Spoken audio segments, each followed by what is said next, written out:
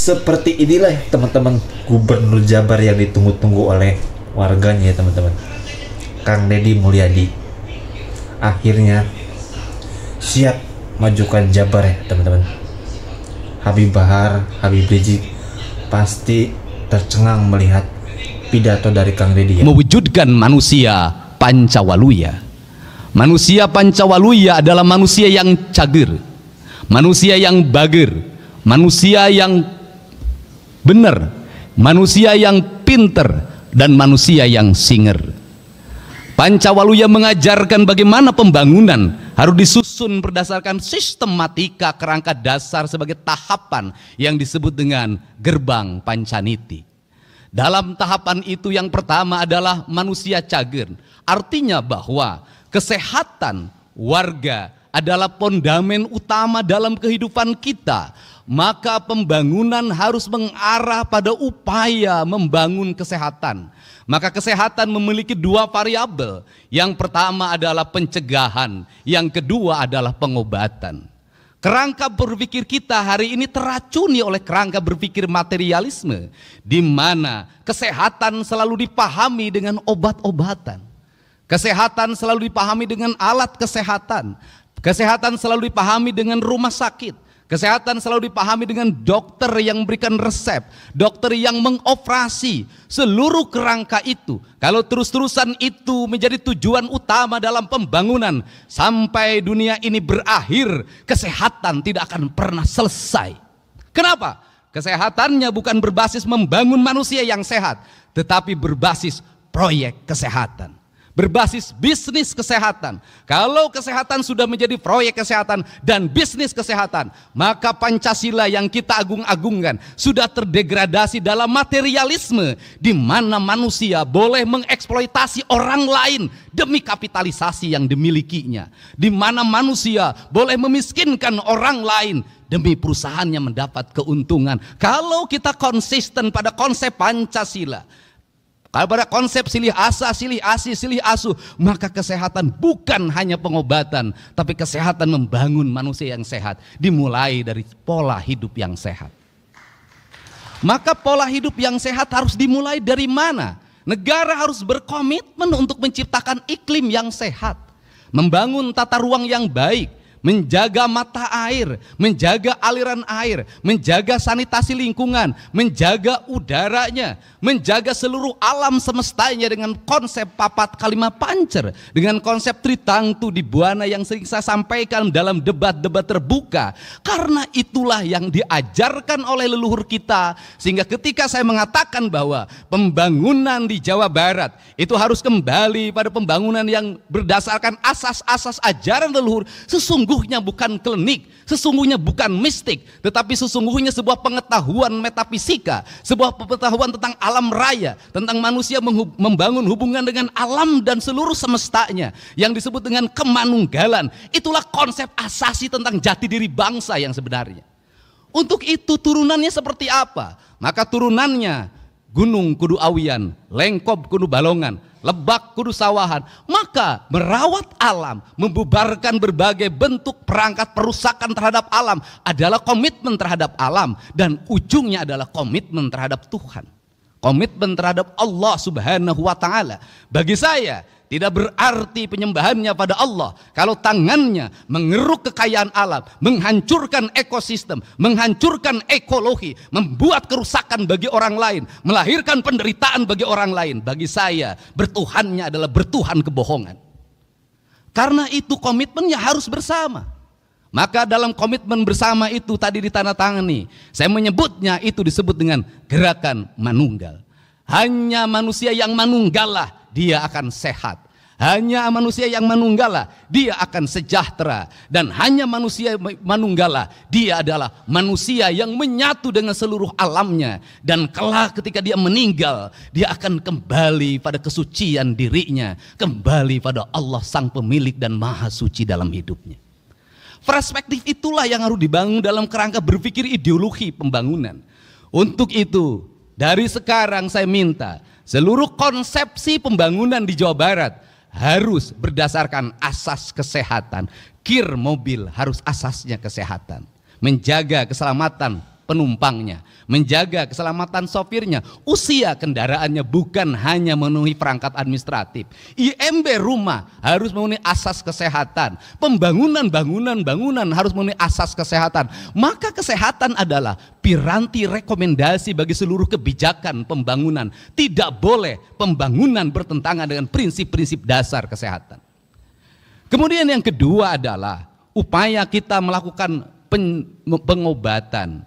Maka seluruh perangkat pemerintah harus segera mengalokasikan pembiayaan, menyediakan puskesmas pembantu di tingkat desa dengan kekuatan layanan yang memadai, menyediakan puskesmas di tingkat kecamatan yang rawat inap dengan kerangka layanan yang memadai, memberikan rumah sakit layanan di setiap kabupaten kota, di mana satu rumah sakit di kabupaten kota yang satu memiliki spesialisi penyakit yang A, yang rumah sakit kabupaten lain yang B, yang kabupaten yang lain yang C. Maka yang disebut dengan pembangunan aglomerasi wilayah, saya menyebutnya dengan pembangunan wilayah kebudayaan. Dulu pemerintah kolonial menyebutnya ekskersidenan. Maka di ekskersidenan itulah harus tumbuh rumah sakit kabupaten kota yang satu sama lainnya saling mengisi. Yang satu unggul di paru-paru, yang lain unggul di kanker, yang lain unggul di bedah saraf. Maka investasi negara, investasi pemerintah provinsi harus mengarah pada itu.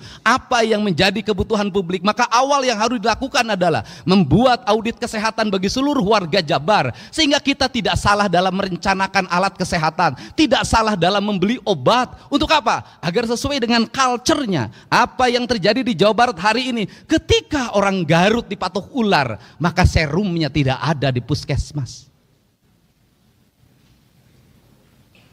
Untuk itu harus diidentifikasi secara ekologi. Di desa ini ular apa? Kalau mematuk petani, mematuk nelayan, mematuk buruh tani, maka kita harus sudah siap. Maka di desanya sudah ada serum bisa anti ular. Kerangka ini harus dibangun dalam capaian berpikir yang universal, tetapi tindakan-tindakannya harus bersifat lokal. Kemudian yang berikutnya adalah membuat gerakan. Ketika hari ini dicanangkan gerakan makan bergizi gratis, sesungguhnya itu adalah harapan. Harapannya apa? Harapannya anak-anak kita mendapat asupan gizi yang memadai. Hari ini anak-anak Jawa Barat mengalami problem di makanan. Kenapa? Ibunya sudah tidak memasak di rumahnya. Maka anak-anak jajan di pinggir jalan, maka anak-anak jajan dimanapun. Apa yang terjadi pada hari ini? Anak-anak meminum gula dengan kadar gula yang berlebihan yang dia dapatkan di warung-warung. Anak-anak memakan minyaknya, kadarnya sudah berhari-hari tidak diganti. Apa yang terjadi? Tingkat kesehatan derajat anak-anak menurun. Ketika tingkat derajat kesehatan anak-anak menurun, maka rumah sakit penuh dengan anak-anak, puskesmas penuh dengan anak-anak, maka kos pemerintah dihabiskan untuk biaya berobat. Padahal biaya berobat jauh lebih mahal dibanding dengan kita mencegah dari pengobatan. Yang kedua adalah kerangka cager kelangka bager. Maka orang cager maka dia akan bager. Bager itu apa? Bager itu dalam kata orang Sunda, yaitu orang yang memiliki kebersihan hati awalnya. Cilik putih celak herang, caang bulan 14, jalan gede sasapuan, tegenek temalekmek balumbang timur narawangan. Maka sifatnya dedehan welasan asihan, nulung kanu butuh nalang kanu susah, nganter kanu sieun nyaangan kanu poeken. Maka kerangka kerja itu harus dibangun dalam sistem pendidikan yang membangun karakter pribadi anak-anak. Anak-anak kita pinter main IT-nya, anak-anak kita pinter berucapnya, tapi hari ini lemah kesabarannya, lemah fisiknya. Dan dalam jangka panjang, kalau ini dibiarkan, maka akan menjadi ancaman masa depan. Saya katakan tadi malam, sudah layak para bupati wali kota hari ini mengevaluasi anak-anak TK, SD, dan SMP menggunakan perangkat HP dalam kehidupan keseharian. Kalau ingin punya generasi hebat. Belajar dengan membaca HP, ternyata di negara-negara maju kini sudah ditinggalkan. Kenapa? Tidak meninggalkan jejak di dalam pikirannya. Membaca buku jauh meninggalkan jejak dibanding membaca perangkat digital. Tetapi di perangkat digital jejaknya tidak akan pernah hilang. Kemudian benar, maka orang benar itu apa? Orang yang ucap dan tingkahnya sama. Kalau sudah seperti itu, maka tingkatan yang keempat, pinter. Orang pinter boleh, tetapi kalau dia sudah cager, sudah bager, dan sudah benar. Kenapa? Kalau pinter lebih dulu, dia tidak cager. Profesor tak akan berarti kalau dia kena stroke. Dia pinter, tapi dia tidak benar, rusak pegang anggaran.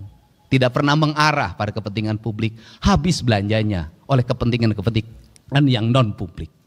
Maka pinter menjadi kekuatan utama. Yang terakhir, orang pinter tak ada arti kalau tidak singer.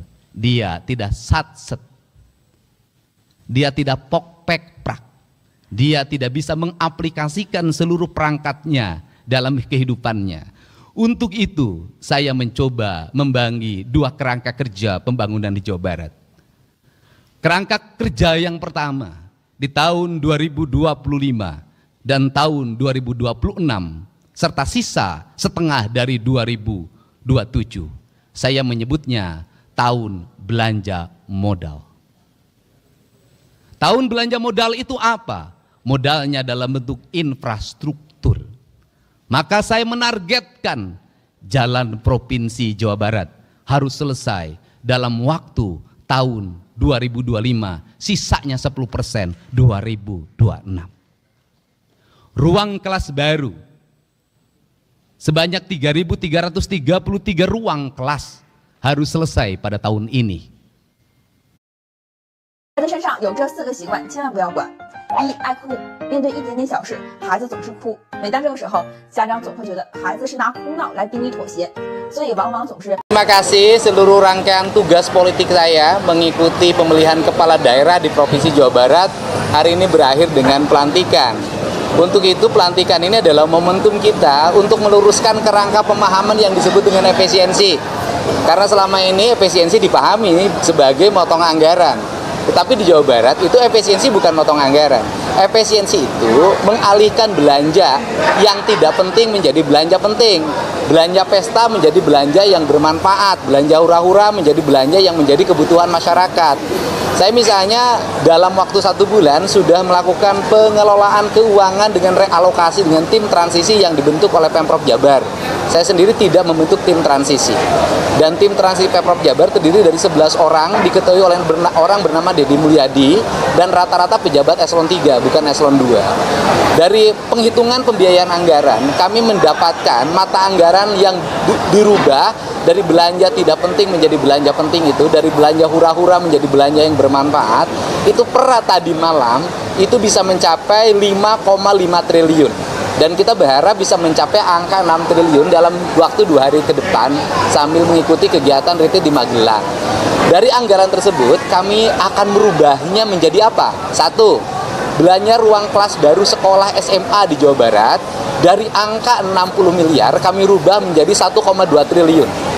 Yaitu membangun 3.333 ruang kelas baru, membangun sekolah baru. Kemudian juga kita ingin juga membebaskan tanah-tanah untuk pembangunan sekolah di Jawa Barat dalam 2 tahun ke depan.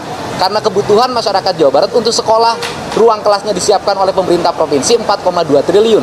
Dan itu akan kami capai dalam waktu 2 tahun, 2026 dan 2027. Yang kedua, merubah belanja infrastruktur jalan.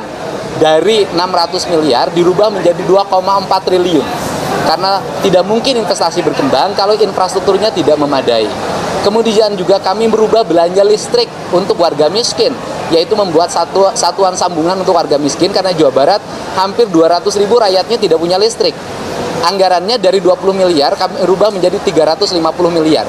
Kemudian kami ingin menyelesaikan kemiskinan dengan merenovasi rumah warga miskin dengan angka 40-50 juta per unit rumah.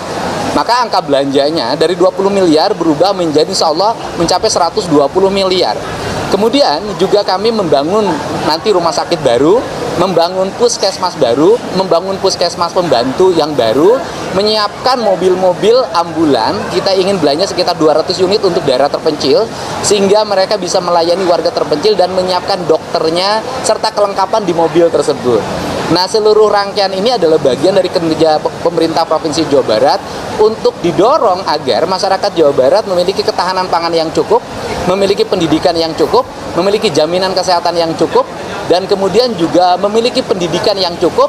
Dan yang paling utama, kami juga membaca fenomena tentang oknum ormas mengganggu investasi. Kami menyiapkan pembiayaan untuk melindungi para pengusaha, untuk menyiapkan biaya keamanan dengan istilah operasi Jabar Manunggal, yaitu mendorong perusahaan-perusahaan untuk kami dampingi agar tidak terganggu.